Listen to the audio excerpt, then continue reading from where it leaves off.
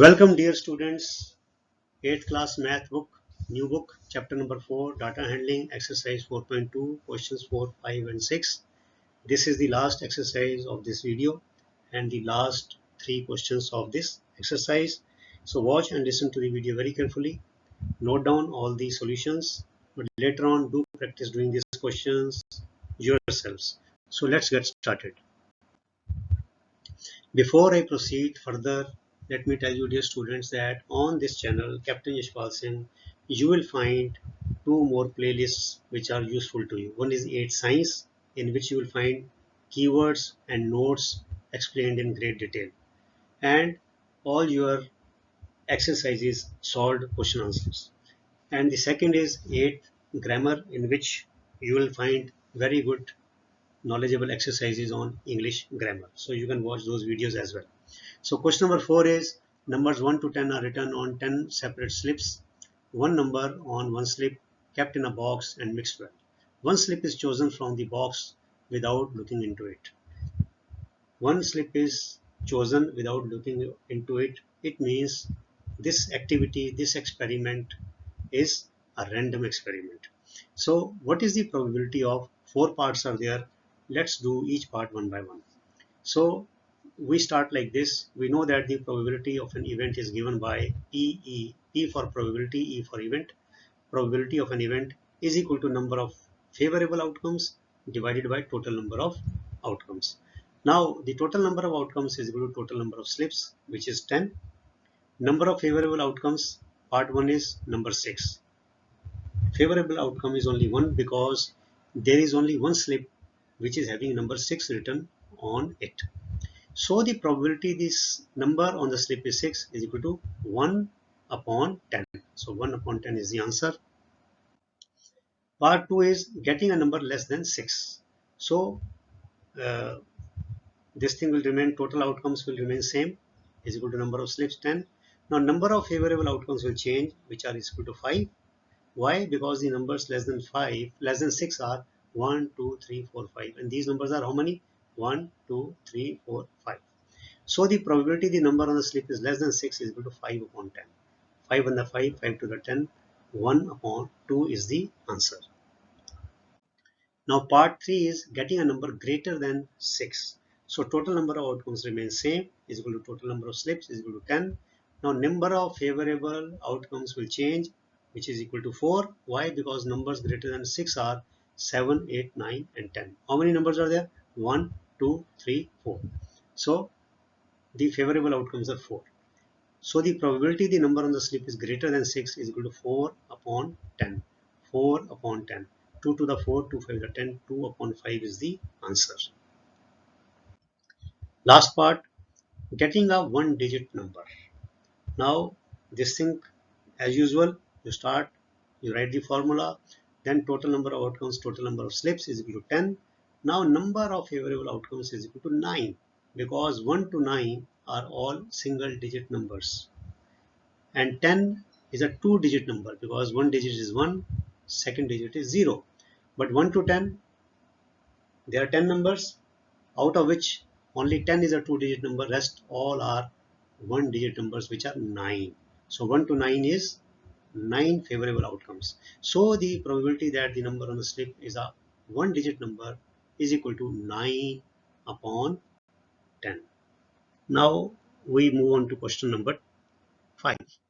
So question number 5 is, if you have a spinning wheel with 3 green sectors, 1 blue sector and a red sector, what is the probability of getting a green sector? Part 1.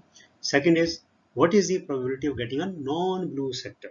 So we start like this. We know that the probability of an event is PE, number of favorable outcomes, total number of outcomes.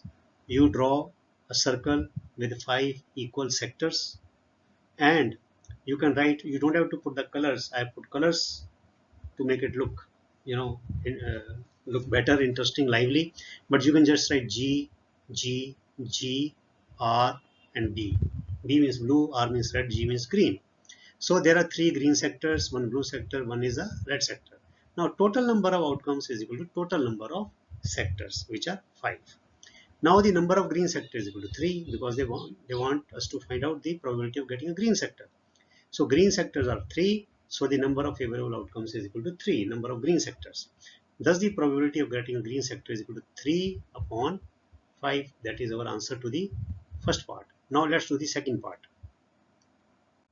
Second part is getting a non-blue sector. It means that sector could be red or green, but not blue. So total number of outcomes remains same. Total number of sectors is equal to 5.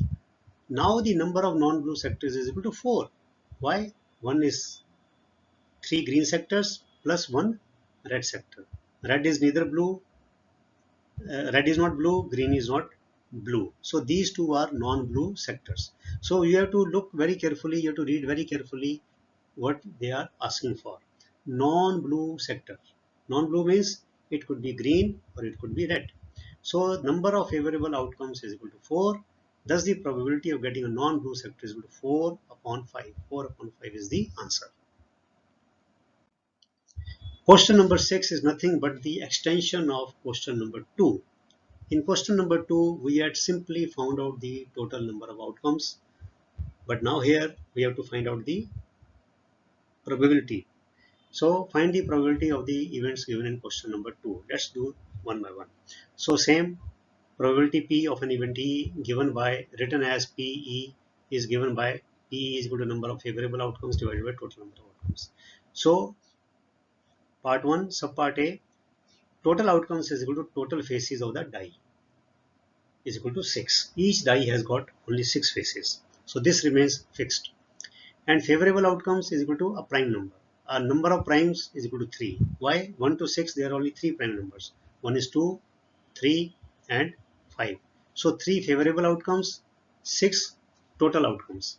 Therefore, probability of getting a prime number is equal to 3 upon 6. 3 1 the 3, 3 to the 6, 1 by 2 is the probability of getting a prime number on a die. Okay. Now, part 1, subpart B. Total outcomes remains same, 6. Favorable outcomes now not a prime number. Again, favorable outcomes is equal to 3. Why? Because non-primes are 1, 4 and 6. 6 is a composite number, 4 is a composite number, 1 is not a composite number, but it is neither a prime. 1 is neither a prime nor a composite number. 1 is a unique number, but it is because they are talking about non-primes. So 1 is also a non-prime. So there are 3 non-primes from 1 to 6. Therefore, probability of getting a non-prime number is equal to 3 upon 6. 3 1 the 3, 3 to the 6. Again, the answer is 1 by 2. Now part 2 and subpart A, a number greater than 5. Total outcomes same. Favorable outcomes is equal to number greater than 5 is equal to 1.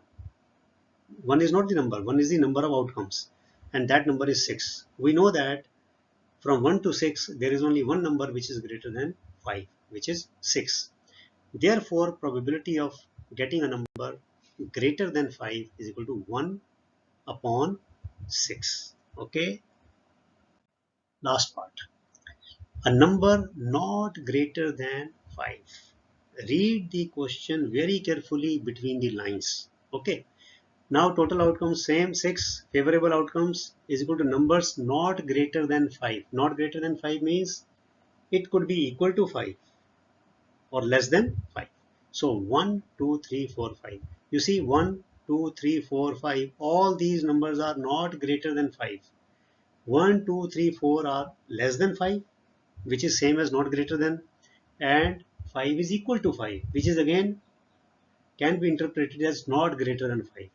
Is 5 greater than 5? No, 5 is equal to 5. 1, 2, 3, 4, they are less than 5.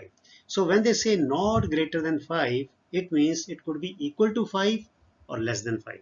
So that is why I am saying read the question between the lines very carefully. Okay. So total outcomes is equal to 5. Therefore, probability of getting a number not greater than 5 is equal to 5 upon 6. That is our answer. And with this, we come to the end of this exercise and this chapter. So dear students, keep doing your studies in a disciplined and regular manner just like this, and all the best and goodbye till the next video. Thank you very much.